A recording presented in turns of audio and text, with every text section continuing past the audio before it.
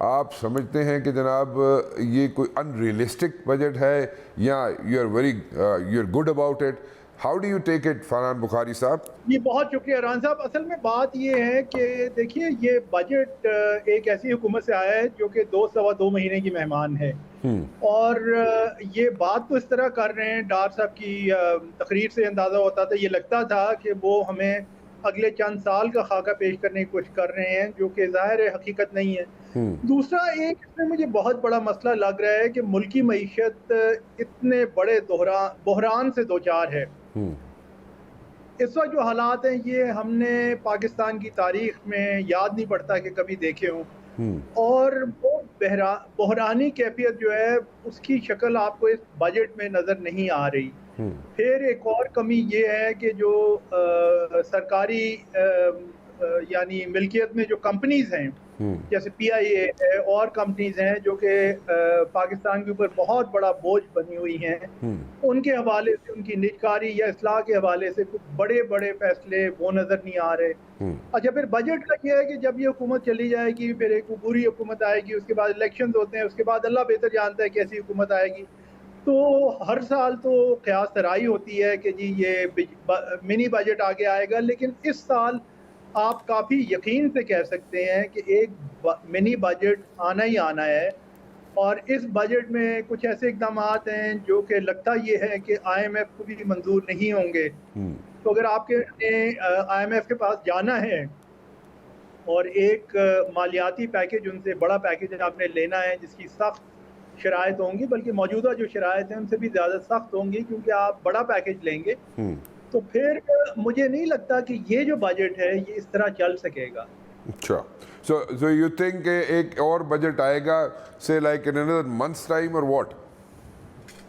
नहीं, इनकी तो जैसे मैंने आपसे अर्ज़ की कि 2 सवा 2 महीने की मियाद है, चले जाएँगे, उसके बाद वो बुरी हुकूमत जो आएगी देखते हैं फिर उनका क्या होता है। लेकिन अगर आपको आईएमएफ के पास जाना है और आईएमएफ के साथ ताल्लुकात इस्तवार करने हैं, तो इस बजट में कई चीज़ें हैं जो कि आपको तब्दील करनी पड़ेंगी। मसलन इन्होंने 9.2 खरब रुपए का एफबीआर का टारगेट रखा है कलेक्शन का, जो कि इस साल की कलेक्शन से तकरीबन 30% ज़्यादा है। अब एक मईशत जो कि इतनी सुस्त रवि का शिकार है, आपकी सनत बुरी तरह से मुतासर हुई है, बैठी हुई है, आपका ज़राअत का शोबा इंतहाई सुस्त रवि का शिकार है।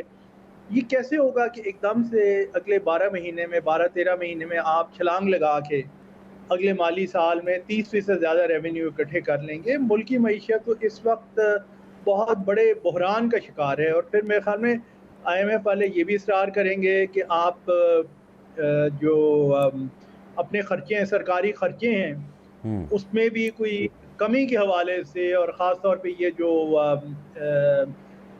नुकसान में जो कंपनीज जा रही हैं सरकारी ओन्ड, उनके हवाले से कोई ठोस फैसले सामने लेके आए। जब तक कि ऐसे इकदाम नहीं किए जाएंगे, उनसे आपको कोई नया पैकेज नहीं मिलेगा। नया पैकेज नहीं मिलेगा तो फिर आप बहरान में घिरे रहेंगे। और ये जो डिफ़ॉल्ट की बात होती है, वो चलती रहेगी, क्योंकि इस वक्त तो इंतहाई ख़तरनाक सूरत हाल है। आपके ज़र मुबादला के सरकारी ज़खायर $4 अरब से कम हो गए हैं, और ये इसी तरह बतदरीज अगर कम होते रहे तो फिर आपको गुजारा कैसे होगा। तो ये बजट तो तकरीर तो बड़ी अच्छी थी, लेकिन इसमें काम की बात कम है।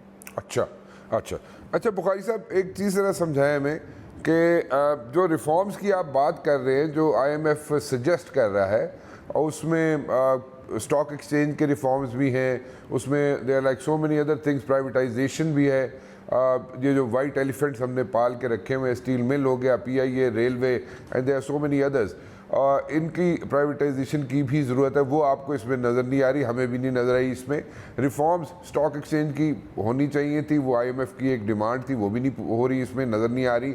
सो बेसिकली अगर देखा जाए, अगर मैं कहूँ ये, अगर please correct me if I am wrong, आप अगर ये कहा जाए कि आइंदा आने वाले दिनों में आईएमएफ के साथ रजू करना या आईएमएफ के पास जाना मकसूद नहीं रहा, तो उसको गलत का तस्वर किया जाएगा इस सेंटेंस को, या सही किया जाएगा? क्योंकि रिफॉर्म्स जो वो मांग रहे हैं वो उस तरफ तो हम जा नहीं रहे।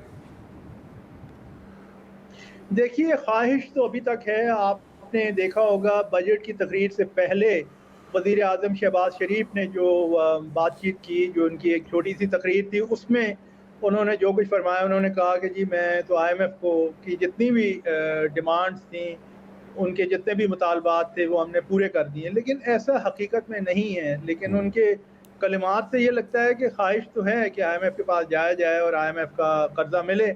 लेकिन क्या ये इसको अमली जामा पहना सकेंगे या नहीं, वो बहुत बड़ा एक सवालिया निशान है।